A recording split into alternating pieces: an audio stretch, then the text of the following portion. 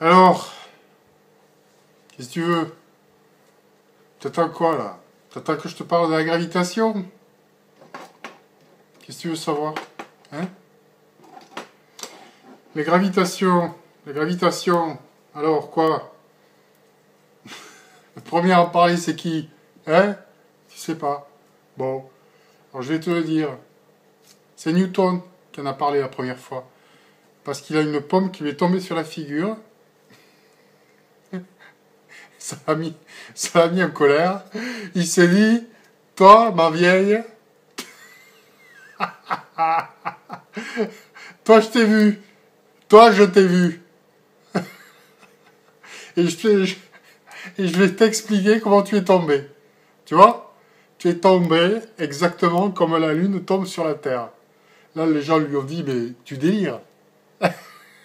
Tu vois bien, tu vois bien que la Terre, la Lune ne tombe pas sur la Terre. Oh! Alors, il a dit, si, elle tombe, mais on ne le voit pas. Bon, ça se voit pas tout de suite, tu vois. Comme ça, quand tu regardes la Lune, effectivement, on voit pas qu'elle tombe. Mais elle tombe, il a dit. Il a insisté. Voilà. Et depuis, elle tombe. Bon.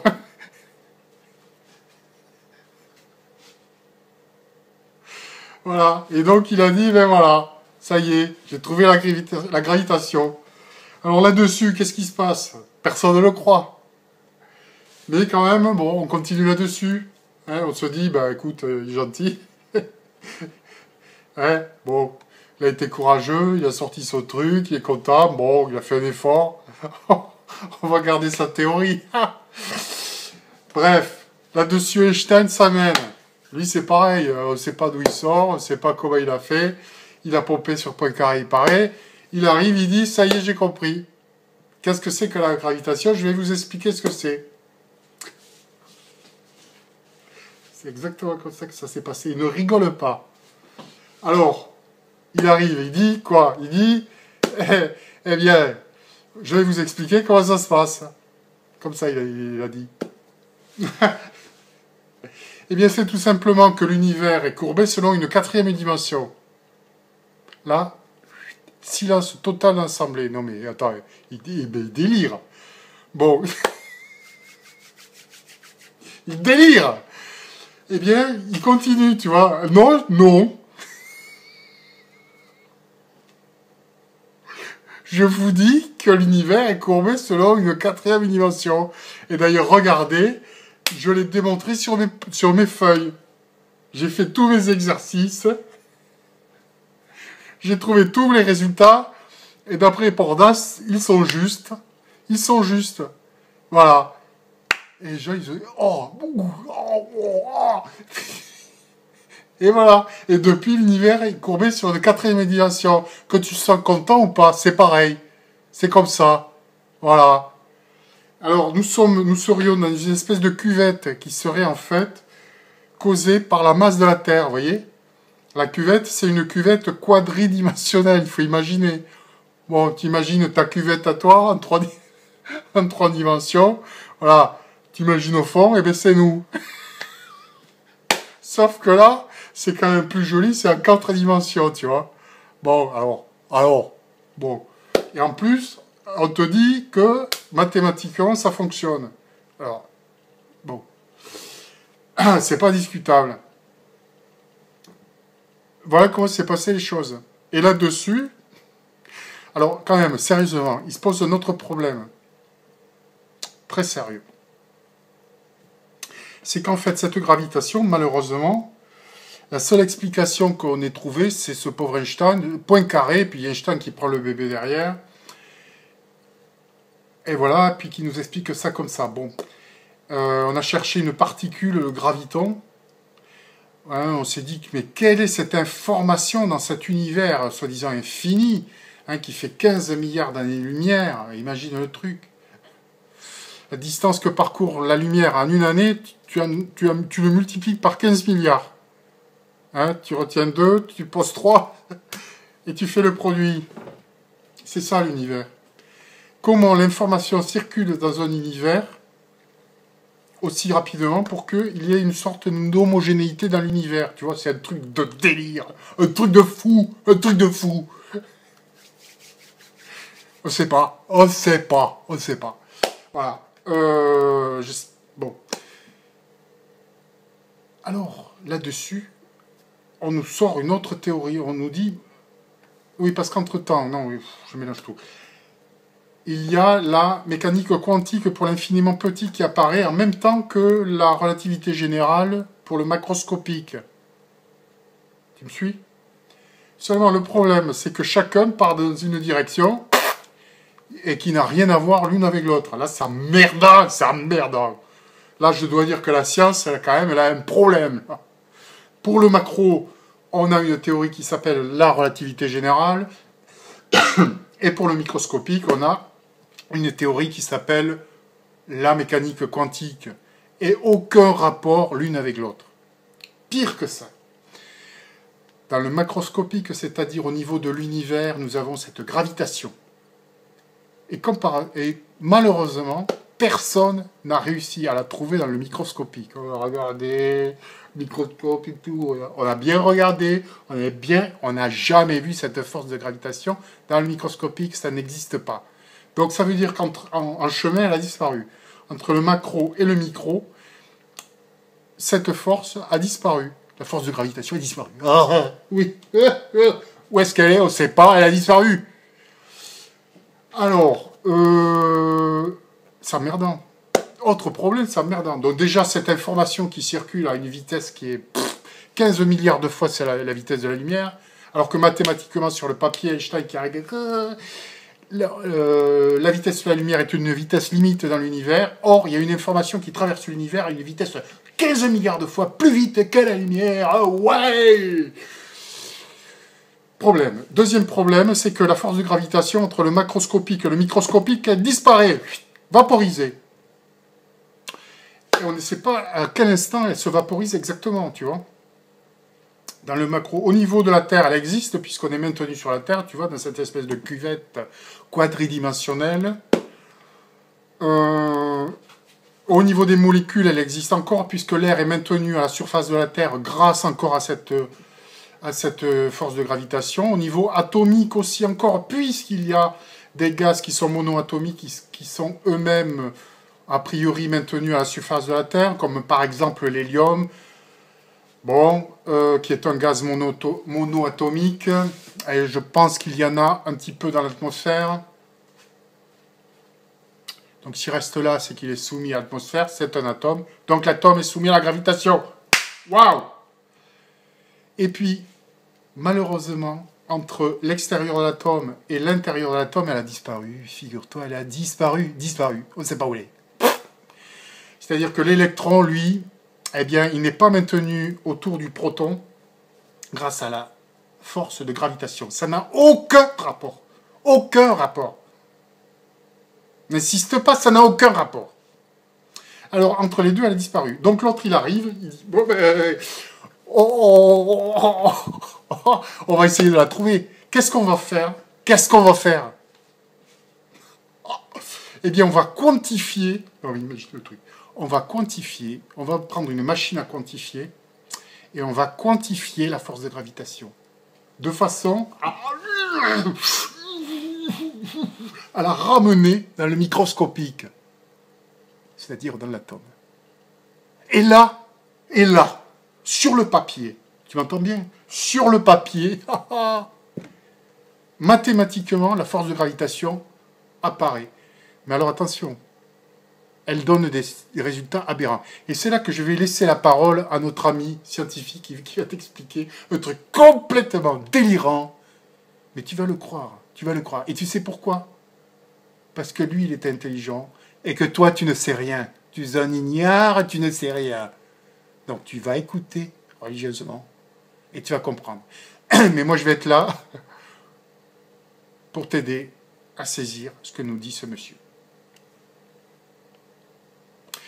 Je voudrais juste ajouter une chose, et c'est que ma qualité qui me fait croire que je vais pouvoir être... je vais pouvoir aider à analyser la théorie de ce jeune homme, qui va nous présenter la théorie des cordes, donc cette fameuse théorie des cordes. La qualité qui me permet de croire que je vais pouvoir vous aider à analyser,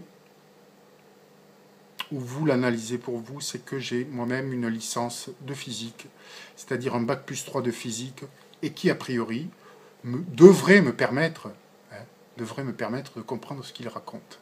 Un petit peu au moins, Voilà. On se revoit tout de suite.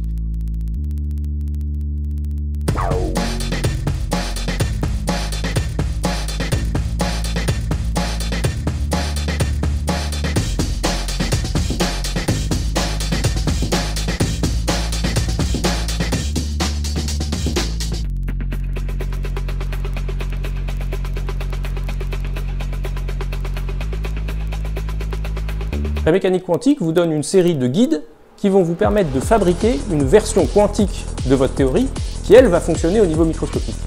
C'est ce qu'on appelle faire la quantification d'une théorie.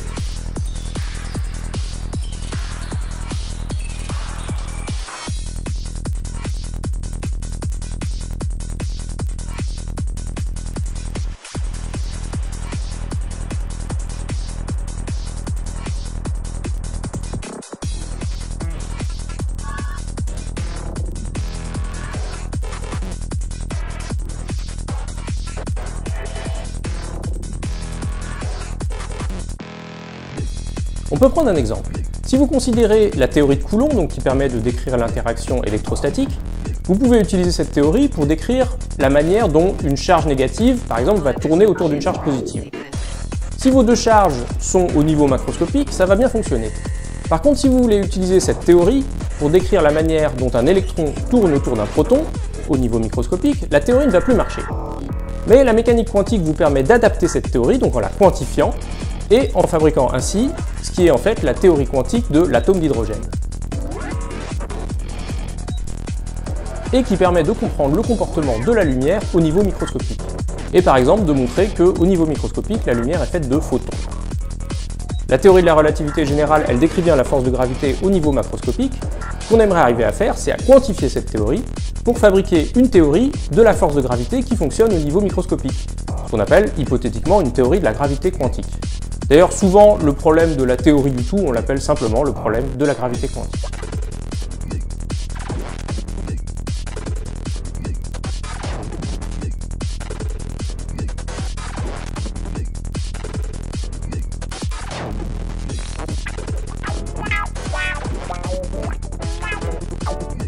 Le problème, c'est qu'appliquer les principes de la mécanique quantique à une théorie macroscopique, c'est pas du tout simple. Je vous ai présenté ça comme si c'était une sorte de procédure automatique. En fait, c'est plutôt une sorte de recette de cuisine un petit peu floue qui nous dit comment il faudrait faire. En pratique, c'est même tellement compliqué d'appliquer les principes de la mécanique quantique qu'on n'y arrive quasiment jamais de manière exacte. Alors dans le cas de l'atome d'hydrogène, on y arrive parce que c'est très simple, mais dès qu'on passe à quelque chose d'un petit peu plus compliqué, comme par exemple le champ électromagnétique, on n'y arrive plus. C'est d'ailleurs même un problème de recherche en maths que de trouver les bons objets qui permettent de décrire de manière exacte certaines théories quantiques des champs. Il y a même un des prix du millénaire, vous savez les prix à $1 million en mathématiques, qui est consacré à une question technique de la théorie quantique des champs. Vous savez, on dit souvent qu'il y a 4 forces fondamentales, la force électromagnétique, la force nucléaire forte, la force nucléaire faible, et la force de gravité, donc décrite par la relativité générale. Et bien la quantification perturbative, on a réussi à l'appliquer aux 3 premières, et en mettant ensemble ce qu'on a obtenu, on a formé le modèle standard de la physique des particules. Évidemment, quand on voit ça, la première chose qu'on se dit, c'est si on veut fabriquer la version quantique de la relativité générale, on n'a qu'à appliquer la méthode qui a fonctionné avec les autres forces, on n'a qu'à appliquer la quantification perturbative. Et bien le problème, c'est que appliquer la quantification perturbative à la relativité générale, ça marche pas.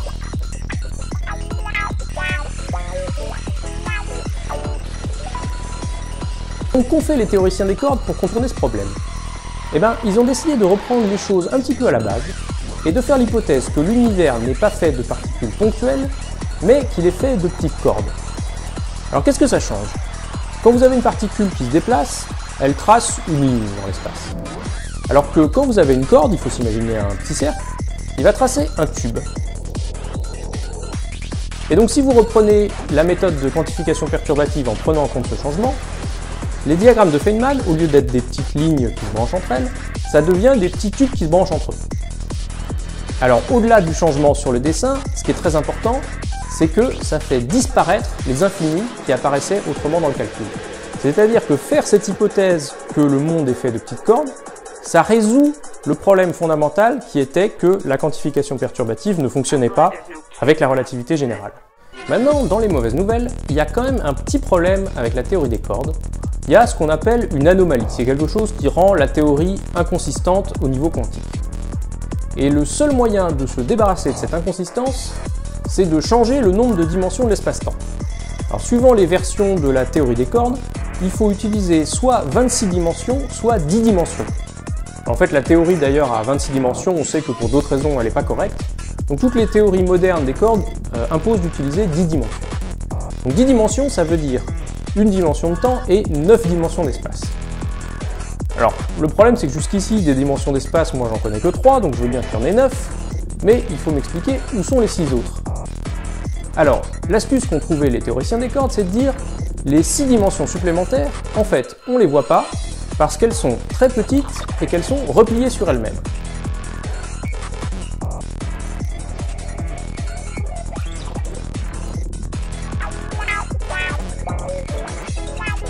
Alors passons maintenant au cas de la théorie des cordes. Je vous ai dit, pour faire de la théorie des cordes, il faut 10 dimensions. Une dimension de temps et 9 dimensions d'espace. Sur ces 9 dimensions d'espace, on va en prendre 3 qui vont être infinies, c'est les dimensions habituelles, et on en veut 6 qui soient finies.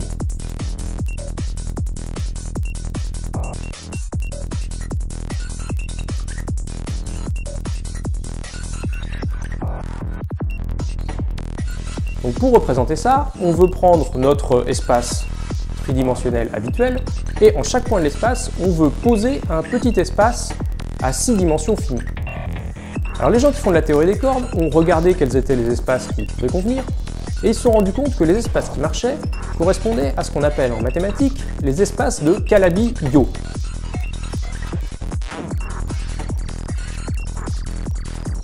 Du nom des deux mathématiciens qui ont travaillé dessus. Alors un espace de Calabi-Yau, c'est assez difficile à se représenter puisque ça a 6 dimensions.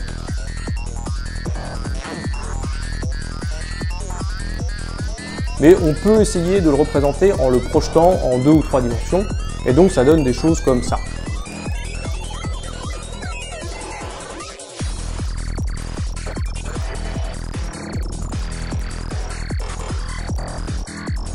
Vous voyez, c'est assez joli.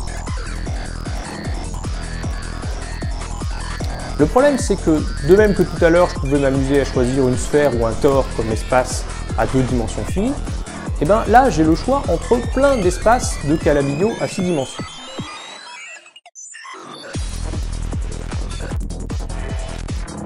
Et c'est très important de savoir lequel je vais choisir pour faire de la théorie des cordes, parce que ça veut dire que si moi je commence à faire de la théorie des cordes en choisissant un espace de Calabi-Yau, et que mon voisin, il fait de la théorie des cordes et qu'il en prend un autre, on va fabriquer 2 théories ayant des propriétés physiques différentes, ayant des particules différentes.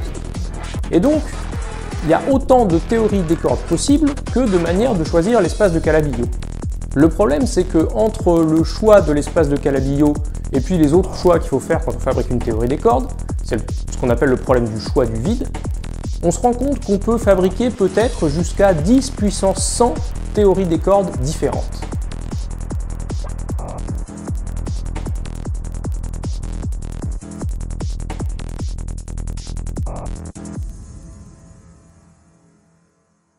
Alors les partisans de la théorie des cordes, ils ont réussi à retourner l'argument à leur avantage.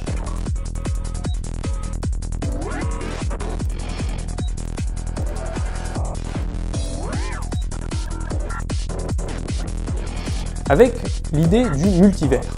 Le multivers, ça consiste à supposer qu'en fait il existerait une multitude d'univers comme le nôtre, qui seraient déconnectés les uns des autres, et qui seraient potentiellement régis par des lois physiques différentes. Et donc les partisans de la théorie des cordes disent, ça se trouve, il existe autant d'univers que de variantes possibles de la théorie des cordes.